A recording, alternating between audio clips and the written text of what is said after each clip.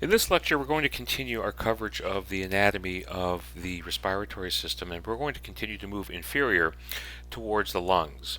And so what we see here is this general region referred to as the larynx, where we left off in the previous video, as that particular portion of the respiratory system that functions to route air into the major, what we often refer to as the windpipe, called the trachea, surrounded by these rings of tracheal cartilage that provides the support to keep the soft, smooth muscle of the trachea open.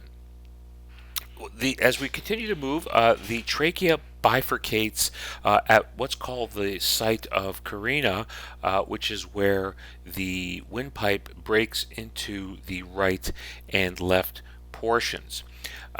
The first major portion of each bifurcation is just referred to as the main or the primary bronchus, and there's a right and a left. And as you can see the silhouette inside these drawings of the lungs, we have the various branches where air is routed to as much lung tissue as possible.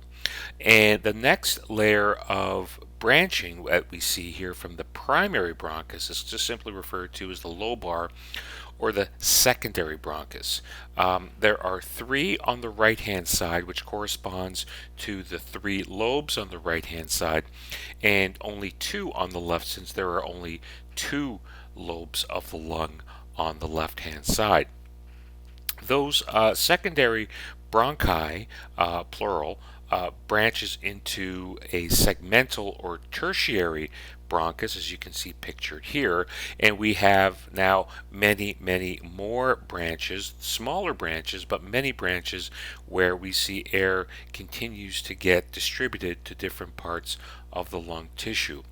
The smallest level are referred to as bronchioles. So here we see further branching and smaller airways, but that air is being rerouted to these to reach the different tissues of the lung until it hits an endpoint called the terminal bronchiole.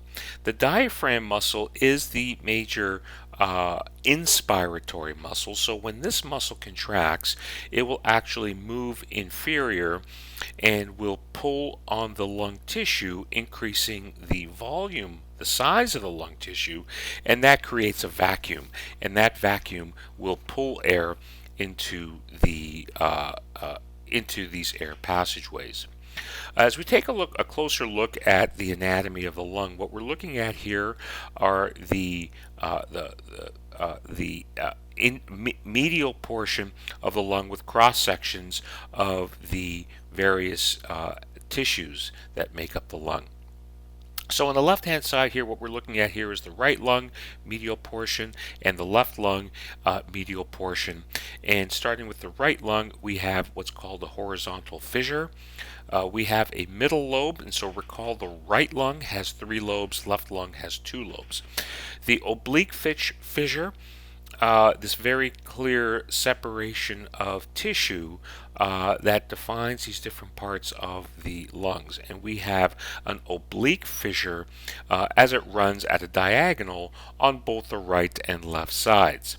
Both the right lung and the left lung have the most superior lobe just simply named as the superior lobe, and the most inferior portion is just referred to as the inferior lobe, with the exception here we see with the right lung where it has an additional lobe just simply referred to as the middle lobe. And what we see very concentrated in the middle medial portion of each lung are a range of various tissues that will bring the lung into an integration with the rest of the body. And this region is just simply referred to as the hilum. And the hilum in blue, we have pulmonary arteries. Now, typically our arteries are carrying oxygenated blood, with the exception in this particular case. So the pulmonary artery is colored blue because it's transporting deoxygenated blood. This is blood leaving the right ventricle, and that blood leaving the right ventricle will travel to the lungs so it can pick up oxygen, and it will return that oxygen to the left side of the heart through the pulmonary veins. So once again, when we talk about veins in the body, veins are typically associated with the transport of deoxygenated blood, with the exception of the pulmonary circulation, where veins transport oxygenated blood back towards the heart. And covered and shaded in this in brown is the primary bronchi that was illustrated on the previous slide. Uh, Another anatomical note to make here with the left lung is this indentation that you do not see nearly as prominent on the right hand side, called the cardiac notch. And the left lung is slightly smaller than the right lung, and that's because of this concavity called the cardiac notch.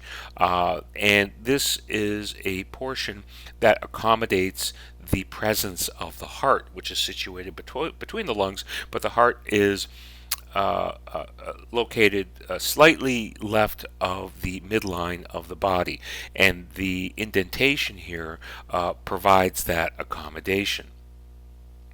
So as we move down from the conducting zone into the respiratory zone, we have what are called respiratory bronchioles, and these branch from the terminal bronchioles, and we'll see this here shortly on this illustration below. And the very last portion of the ventilatory pathway, of the air passage pathway, are the alveoli. And being the terminal portion, air has nowhere else to go. And so this is the point where we engage in molecular oxygen and carbon dioxide exchange with the cardiovascular system. So oxygen will move from the respiratory system into the cardiovascular system, and carbon dioxide will move from the cardiovascular system into the respiratory system. So we breathe in air that contains oxygen, and we breathe out air, and that air has a greater amount of carbon dioxide in it as we expel CO2, which is an end product of metabolism throughout the body. So as we take a look at this picture here below, this drawing, we have the terminal bronchiole, which then moves into the respiratory bronchiole. So these small circles represent what are called the alveoli, or alveolus for singular. And so the appearance of these alveoli now routes air into these passageways, or into these terminal portions of the airflow, which is where gas exchange occurs. And the greatest concentration of these airbags, if you will, these small alveoli, are collected within what's called the alveolar sac. So the alveolar sac is a bundle of these very small airbags. And note here, you can see we have the alveolar duct, which continues to move that air into this very large concentration of alveoli. And once again, once air reaches this terminal portion inside these little airbags, that's where gas exchange occurs. And on this picture, these lines here represent capillaries of the cardiovascular system. So this is where the respiratory system and the cardiovascular system integrate as a functional unit. So at this point, we're just going to take a look at revisit the major structures of the respiratory system. And once again here, we start on the left hand side, pointing out the oblique fissure. We only have one fissure here on the left side, or rather in the left lung, because we only have two lobes to that lung. And so the oblique fissure separates the superior lobe from the inferior lobe on the left hand side, while on the right hand side we have a horizontal fissure as well as an oblique fissure, but the right side, the right lung being slightly larger than the left lung, and those two fissures houses a superior lobe, a middle lobe, and an inferior lobe. And so once again, we see our diaphragm muscle, which is our major inspiratory muscle. And please make note of the fact that the apex of the lung, this very sharp, narrowed portion, is on the superior side, which is opposite to the apex of the heart, which is located on the most inferior side. And the base of the lung is the very broad and wide portion of the inferior portion of this lung tissue, once again opposite to that of the heart, where the base of the heart is located at the most superior aspect of the heart. So one last point here to make about the physical structure and function of the lung are the pleurae. And these are linings of the lung that carry out very important function, very similar to what we saw in the previous unit on the heart. So the pleurae can be considered a thin, double-layered sac that encompasses and covers each lung. And these double sacs are distinguished by what's called a parietal pleura. The most inner portion, as you can see here in the picture, is the visceral pleura, but the outer pleura is the outer portion of this double layered sac, which helps to anchor the lungs to the chest wall.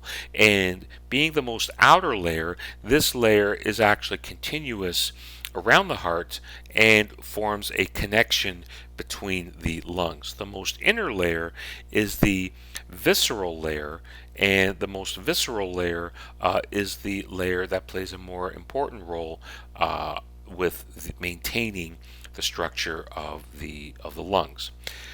So once again, we have our diaphragm, and what you can see here in the white is the pleural cavity.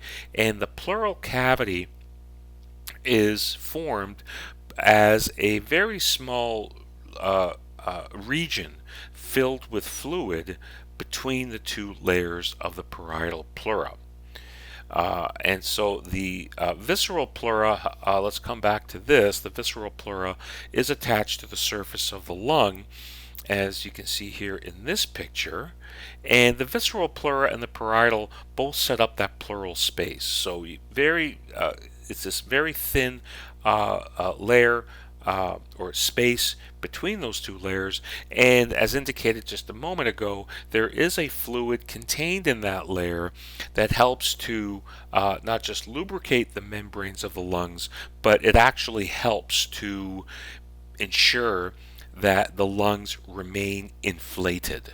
And in the event that there is some sort of trauma that would puncture the parietal pleura and maybe even the visceral pleura, air would be pulled into that space and collapse the lung. So the cavity functions to ensure that the lung itself does not collapse, but remains inflated through all phases of breathing. So this ends our second video on the anatomy of the respiratory system.